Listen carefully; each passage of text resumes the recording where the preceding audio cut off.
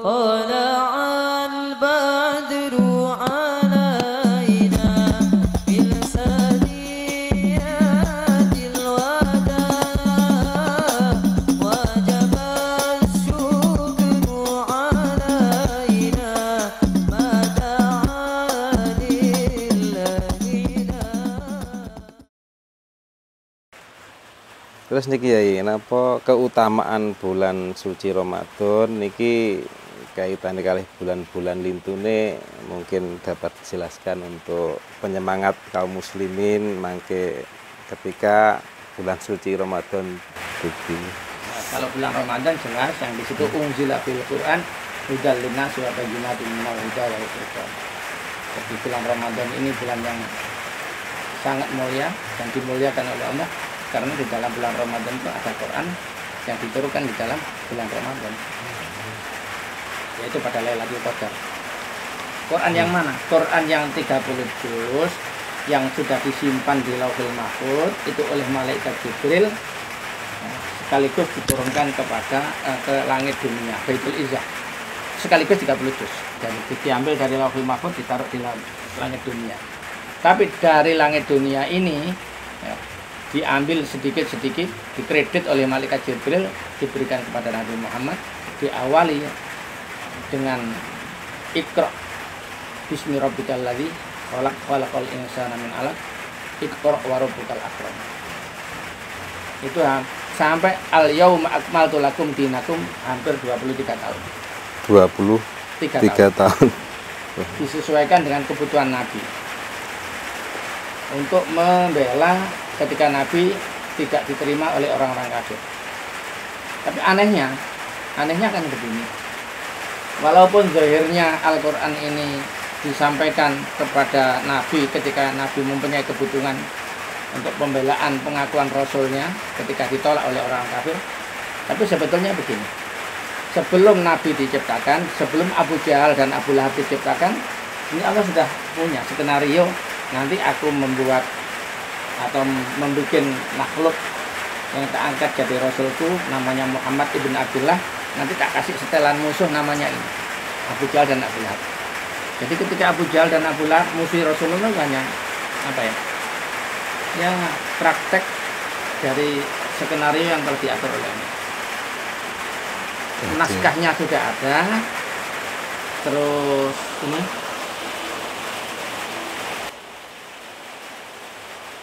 aktor-aktornya juga sudah disiapkan oleh Allah. Tinggal prakteknya. Tinggal memainkan.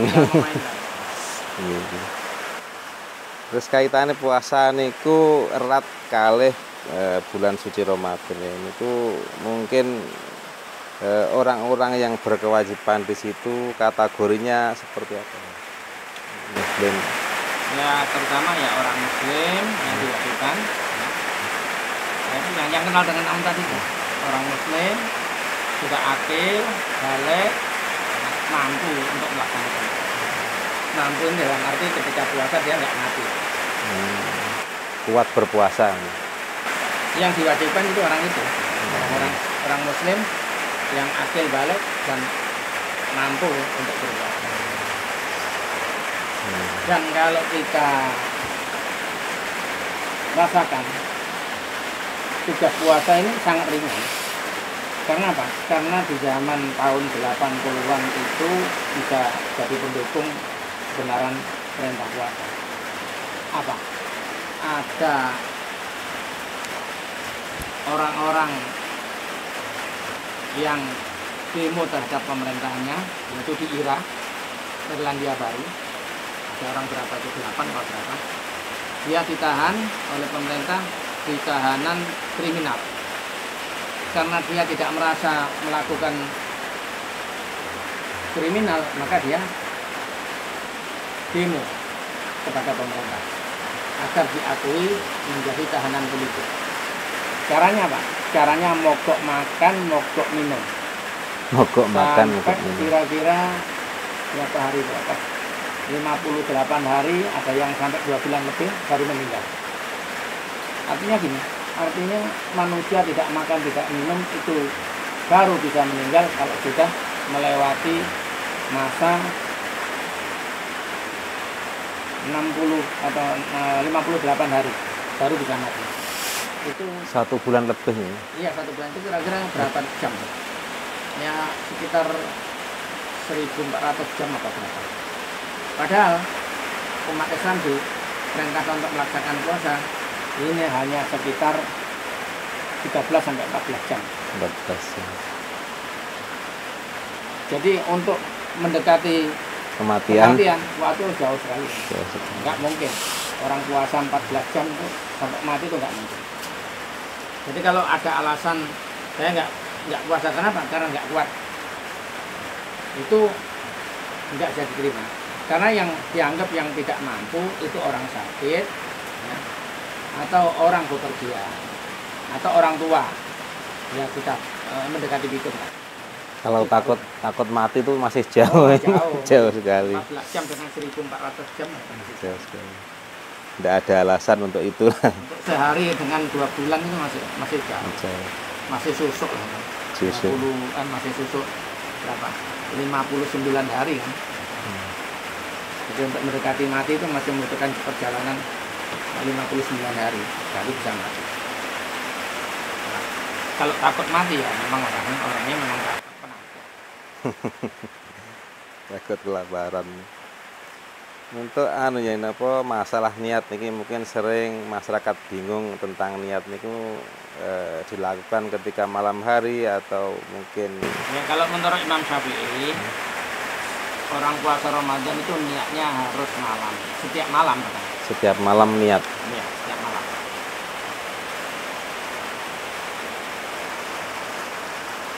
Tapi kalau menurut Imam Malik bisa niat itu dijamak, diborong di awal malam Ramadan pertama. Jadikan Malam satu. Ramadan pertama dijadikan satu. Jadi kalau digambarkan niatnya seperti ini. Nawaitu shauma jami'i Ramadan li hadhihi sanati wa abtadi'u minal ghadi fardhan lillahi ta'ala. Aku berniat puasa seluruh bulan Ramadannya ini tahun, dan aku mulai dari besok pagi fardu karena Allah Ta'ala. Itu kalau ada malam yang lupa tidak diniati, itu puasanya semuanya ada. Tapi kalau menurut Syafi'i, niatnya harus tiap malam. Nawaitu shauma ghadin an ada'i fardhu syahri Ramadan hadhihi sanati lillahi ta'ala. Nawaitu fardhu syahri Ramadan hadhihi sanati lillahi ta'ala. Aku berniat untuk melaksanakan puasa Ramadan. Aku niat besok melaksanakan puasa Ramadan.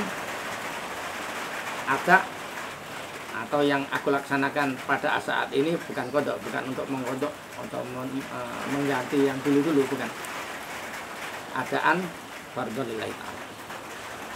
Itu andai kata nggak baca nawaitu shauma ghadin, ya nggak apa-apa. Yang penting di hatinya sudah ada niat untuk puasa. Nah, itu dilaksanakan tiap malam. Nah, terus pelaksanaan puasanya kapan? Pelaksanaan puasanya dimulai dari azan subuh termasuknya fajar sodik sampai azan maghrib. Jadi kalau ada siaran di masjid azan kurang 5 menit itu masih bisa makan. Masih bisa ya. Nah, kata punya istri ketika azan kurang 5 menit masih di atas, nggak harus cepat-cepat turun.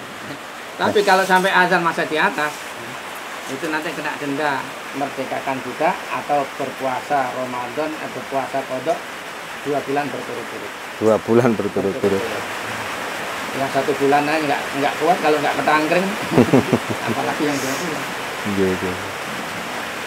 Itu dimulai malam awal Ramadan itu tiap malam niat, tapi masuknya puasa itu bersamaan dengan fajar sodik yaitu azan subuh sampai nanti akhirnya azan maghrib. Azan maghrib belum maghrib kurang 1 menit itu sudah buka, ya berarti batal puasanya, batal total sehari itu.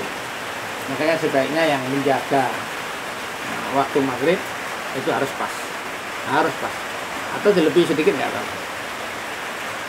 Kaitan kali adzan itu kan ingkang dimirengaken yang didengarkan kaum muslimin itu tidak satu musola atau satu masjid itu kalau bisa memilih apa yang lebih dulu apa? Ya, yang terutama yang dibangun itu kan masjid. Jadi harus mendengarkan dari masjid yang memang masjidnya itu dijaga oleh orang yang ahli waktu. Dan sekarang ini kan ada jadwal-jadwal waktu sholat yang diterbitkan oleh NU, yang diterbitkan oleh pemerintah, kadang-kadang oleh Depak ya. Bisa jadi panduan Bisa ya. jadi panduan, tapi itu harus dicocokkan dengan situasinya. Matahari ini benar-benar tenggelam atau belum? Kalau belum ya, walaupun dari NU, walaupun dari Depak, kalau belum ya jangan dulu, ditahan dulu berapa menit gitu. Karena itu yang juga pakai ramalan kan, seperti ramalan ramalan cuaca, kadang tepat kadang tidak. Yang penting kita ini yang menjaga masjid harus waspada. Jangan jadi Kiai Lowo. Kalau Kiai Lowo itu pokoknya ada kelelawar keluar berarti sudah maghrib. Ya kalau nggak karena di halau sama anak kecil gitu, diogrok-ogrok. Akhirnya masih jam 3 sudah keluar ya dianggap maghrib. Terus kaitan kali sahur ya, sahur niku ketika seorang muslim hendak bersahur niku nopo hukumnya sunnah nopo? Sahur ini hukumnya sunnah. Sunnah. Sunnahnya diakhirkan. Jadi kira-kira 3:30 sama imsak kurang 10 menit itu baru sahur. Jadi nanti jam 10 siang masih kenyang. Masih Ada godaan apa saja masih kenyang, insya Allah enggak tergoda. Tapi kalau sahurnya mau tidur sahur, jam 11 sahur, nanti jam 11 siang sudah lapar. Jalan-jalan atau pergi ke pasar ada es, iya kalau buat nahan, kalau enggak. Makanya sahur itu bagus diakhirkan. ketika Tapi tidak jangan terlalu akhir. Kalau terlalu akhir itu begini biasanya orang-orang itu sahurnya agak subuh kurang setengah jam sahur. Kemudian setelah sahur kalau yang memang ini orangnya memang menjaga kebersihan ya, sahur, setelah sahur atau sikat terus bersih, odolnya yang di mulut dibersihkan, dikemuri terus ya, sampai bersih, sampai nggak ada rasa odol. Nah, begitu imsak ini sudah siap untuk menyongsong puasa. Tapi yang kadang-kadang yang nggak begitu siap, setelah sahur nggak mau sikatan, nggak apa, malah merokok, ngelinting, yang dibuat ngelinting buku panjang segini. Azan subuh sudah dengar azan baru dibuang, nggak mau kemur langsung sholat. Dalam sholat menelan nikotinnya tembakau yang besarnya kayak gini. bagus semprul. Ini nikotinnya berapa ini yang masuk? Ini nikotinnya terus ditelan ketika dia sudah puasa, batal puasanya. Ditelan ketika dia sholat subuh. Nah, sholat subuh menghadap kepada Allah masih mampir menelan nikotin, kan aneh kan? Jadi kalau sudah imsak itu cepat-cepat kita akan bersih, mandi yang bersih, pakai pakaian yang bersih, berangkat ke masjid, ikut jamaah itu. Kalau di sana ada kegiatan baca Quran atau kultum, ya dengarkan dulu. Itu bagus sekali kan. Dan pahalanya bertumpuk-tumpuk. Orang puasa itu walaupun diam itu juga tetap dikasih pahala, kita dapat pahala. Diamnya orang puasa itu dihitung sama dengan tasbih, dengan baca subhanallah. Tidurnya juga begitu. Apalagi baca subhanallah bisa berlipat-lipat sampai 700 kali. Bahkan kalau Allah yang memberikan pahala puasa itu nggak ada hitungannya. Mau 1 juta, mau 2 juta, mau 10 miliar itu urusan Allah. Yang penting kita rajin puasanya. Dan doanya orang puasa itu mustajab, mudah diterima. Asal doanya yang wajar-wajar aja ya. Jangan minta pentol bakso yang besarnya seperti ini, mulutmu ya nggak cukup. Terlalu besar. Terlalu besar. Jadi apa-apa diukur dengan kemampuan kita. Kalau kita nggak mampu ya jangan minta yang sebenarnya kita aja nggak mampu. Masa pentol bakso betulnya sakmu ini nggak cukup. Nggak gitu. Itu kaitan pahala puasa. Saya pernah dengar ya kaitan hal-hal yang membatalkan pahala puasa, termasuk melihat wanita, wanita yang bukan mahram itu gimana ya? Ini kadang-kadang yang puasa ini sudah nggak niat melihat, tapi oleh mereka wanita-wanita ini memang sengaja diperlihatkan. Jadi wanita-wanita ini dosanya double. Memperlihatkan kepada orang lain itu sudah dosa. Cara berpakaiannya yang tidak menutupi aurat itu juga dosa. Sudah dosa, ngajak orang lain untuk berbuat dosa, double dosa. Bagi orang yang puasa, supaya pahala puasanya nggak hilang, ya jangan melihat orang-orang yang bukan mahramnya, yang menimbulkan gairah. Ya banyak yang harus dijaga, termasuk ucapan-ucapan bohong, sumpah palsu, ucapan-ucapan yang isinya ghibah, ya, mengumpat orang lain, membicarakan tentang orang lain. Rasani nih ya. Rasani dari orang Jawa. Ya petan-petan ya, metani elek wong liya. Ya itu bisa menghilangkan puasanya. Pahala. Puasa. Jadi puasanya hanya dapat lapar dan dahaga. Enggak dapat pahala. Ngezong. Ngezong ya. Iya. Ya, semoga kita bisa ditolong oleh Allah untuk melaksanakan puasa dengan baik. Nah, puasa itu memang harus menahan. Karena sauman artinya menahan, handrem. Ya. Dengan kalau kendaraan dengan pakai handrem, rem penahan yang tidak bisa jalan lagi. Jadi nafsu kita, keinginan kita apa saja harus kita tahan mulai azan subuh sampai azan malam. Jangan sampai ketika puasa itu ada hal-hal yang bisa dilihat oleh mata dan bisa dirasakan masuk ke lubang-lubang yang ada. Telinga, hidung, mulut, jalan dua yang di bawah, baik jalan depan atau jalan belakang. Jadi kalau kentut ya jangan merendam di dalam air. Dalam air kentut di sini keluar, buka, kemudian nutup lagi, ini minum sudah batal puasa. Narik. Kalau model anak-anak yang lucu-lucu mandi di sungai besar.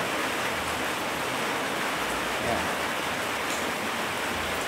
Terjun, keleng. Hanyut ke sana, naik lagi, terjun lagi, belum. Ininya ditutup. Sama telinganya, hidung dan telinganya ditutup. Ditanya kenapa? Supaya nggak kemasukan. Nah, tapi ininya nggak ditutup.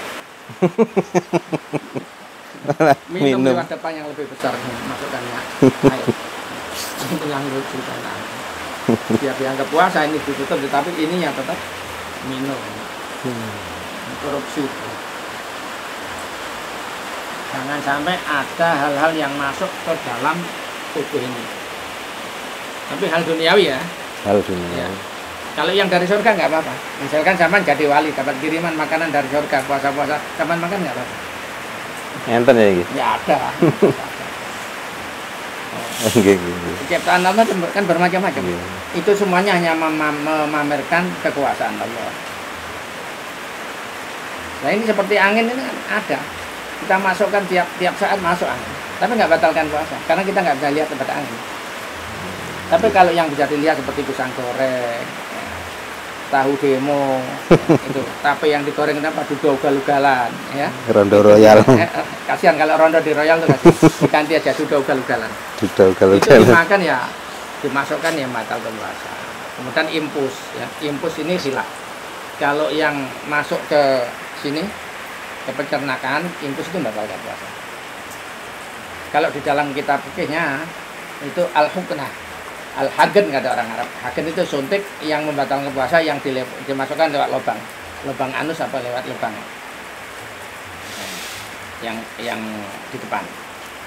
Kalau suntik-suntik yang di sini, pokoknya nggak ada jurusannya yang masuk ke sini, itu nggak batal. Jadi itu hilaf. Jadi impus itu hilaf. Kalau masuk ke sini ya batal, kalau enggak ya enggak. Seperti suntik.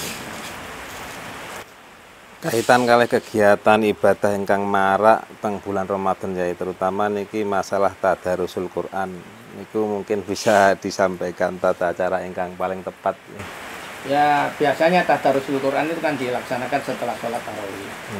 Tapi itu ya jangan terus, yang penting masjidnya ramai, yang penting ada yang darus.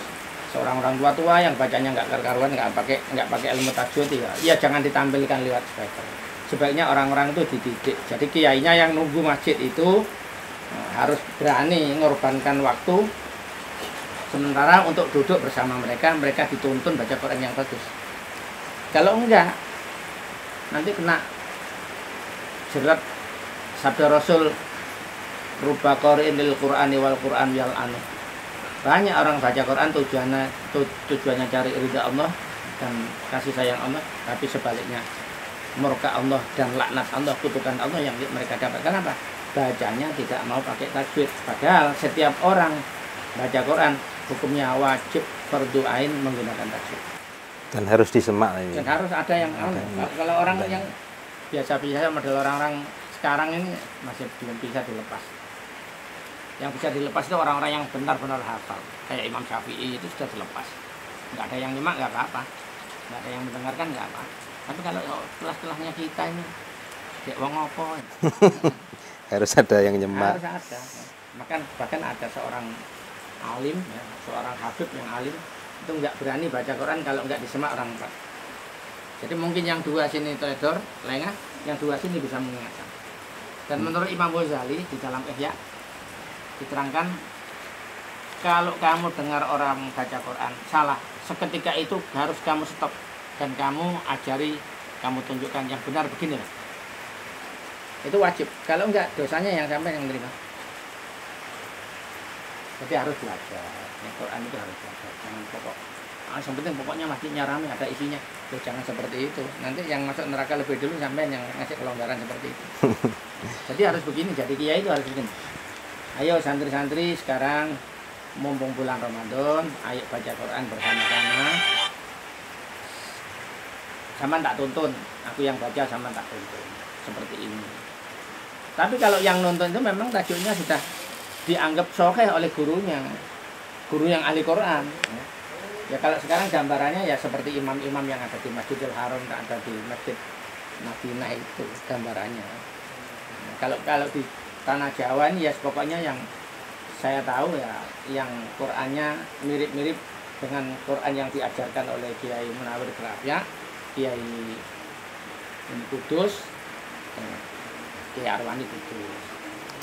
Itu masih banyak lagi, sebetulnya masih banyak lagi, saya nggak apa. Kalau bacaannya seperti santri-santri itu insya Allah ya bagus. Kalau seperti yang dulu belum ada TPG, belum ada apa metode Quran ini, ya harus belajar lagi. Mungkin ya sebelum kita tutup enten malih napa kesalahan di masyarakat yang masyarakat sendiri mungkin tidak menyadari tentang hal itu kaitan dengan bulan puasa ini.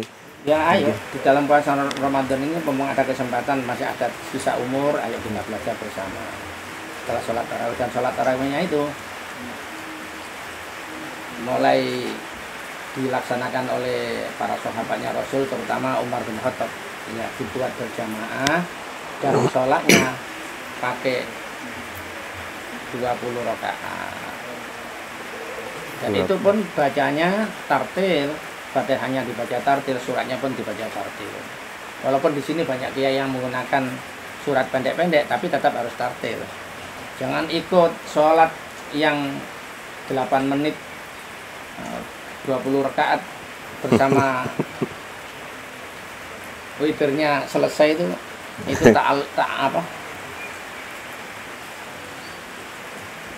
ta'ala obidin namanya, main-main agama. 8 menit 8 menit sekian puluh rakaat sudah selesai, itu namanya 23 rakaat. ta'ala obidin, main-main agama, mempermainkan agama, dan itu hukumnya haram. Walaupun itu warisan dari nenek moyangnya, ya kok ya kebangetan temen nenek moyang mewarisi anak cucu kok seperti itu, ya harus ditobati lah, jangan diteruskan. Ya. Jadi kita nggak usah ikut-ikut yang seperti itu. Kalau belum mampu dalam 1 bulan Ramadan khatam Quran dalam sholat tarawih, ya pakai surat-surat pendek dari Al-Haakumut Takatsur sampai Minal Jinnati wan Nas, ya, kayak yang biasanya dilakukan di sebagian pondok pesantren, di masjid-masjid ya seperti itu. Yang penting sesuai. Kalau pakai itu menghitungnya kan enak. Oh kalau surat ini berarti rakaatnya sekian rakaat. Kalau yang surat ini berarti sudah dapat sekian rakaat. Apalagi ditambah di sana peringatan Al Khalifatul Ula Sayyidina Abu Bakar Siddiq. Terus Al Khalifatul Tsaniyah Umar bin Khattab sampai Al Khalifatul Akhir Sayyidina Ali bin Abi Thalib. Itu untuk mengingatkan bahwa kita itu akidahnya ahli sunnah wal jamaah, jangan nyepelekan dan jangan mengingkari khalifah-khalifah yang disepakati oleh penggede-penggedenya sahabat Rasul seperti Abu Bakar, Umar, Utsman dan Ali. Itu semuanya sahabat sepakat kalau mereka itu khalifah Rasulullah 1, 2, 3 dan 4. Dan itu diingatkan lewat penghitungan sholat tarawih. Jadi digunakan untuk menghitung sholat tarawih. Oh, berarti kalau Ali bin Abi Thalib ini berarti sudah tarawihnya sudah hampir akhir kan gitu. Tujuannya di sana. Jangan langsung dianggap, wah ini bid'ah, Rasulullah nggak pernah melakukan seperti ini. Oh, memang Abu Thalib sama Ali bin Abi Thalib sama Utsman itu dipergunakan seperti itu atau menjadi khalifah kan setelah Rasulullah meninggal. Ya Rasulullah jelas nggak melaksanakan. Tapi kita untuk mengingat-ingat kesepakatan para sahabat yang mengangkat Abu Bakar, Umar, Utsman, Ali bin Abi Thalib menjadi khalifah Rasul, untuk mengingat itu, untuk mengingatkan itu, kita di sela-sela tarawih membaca itu. Sekaligus itu mengingat kebaikan orang dulu dan sekaligus mendidik kepada generasi supaya tetap ala akidah ahli sunnah wal jamaah. Gitu. Hikmahnya di situ. Tidak bid'ah. Tidak bid'ah yang menyebutkan jangan susu bid'ah. Masa menyebut Ali bin Abi Thalib bid'ah. Nanti kalau ke Banyuwangi tanya Raja Banyuwangi siapa nih? Belambangan itu. Minak Jinggo itu ya bid'ah kalau bilang Minak Jinggo. Minak Jinggo gak pernah disebut oleh Rasulullah. Tapi kan kehilangan sejarah nanti. Kalau dengan siapa Raja Banyuwangi ketika itu? Utsman Zaid. Utsman Zaid baru kemarin lahir. Baru 66 tahun. Minak Jinggo kan sudah ratusan tahun. Yang menghilangkan sejarah itu juga nggak baik. Karena Al-Quran sendiri kan juga banyak yang ayatnya yang menerangkan tentang sejarah.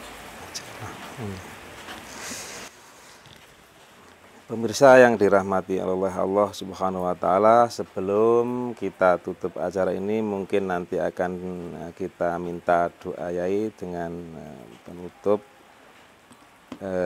Sebelumnya dari kami Khalilullah Channel mulai awal hingga akhir, apabila ada kesalahan kita minta maaf yang sebesar-besarnya, dan harapan bentuk semua acara ini bisa meningkatkan ibadah kita, terutama di bulan suci Ramadan ini, lebih meningkatkan ibadah dan taat pada Allah Subhanahu wa taala. Selanjutnya kita tutup dengan doa Yai Utsman Zaid.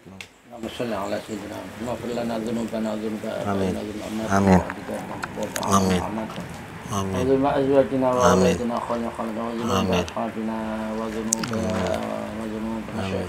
ومشايخنا وجميع المسلمين وجميع المسلمين والمسلمات الأحياء منهم والأموات برحمتك يا رب يا واحد العطيات يا آمين. الحمد لله. السلام عليكم ورحمة الله وبركاته. Waalaikumsalam warahmatullahi wabarakatuh.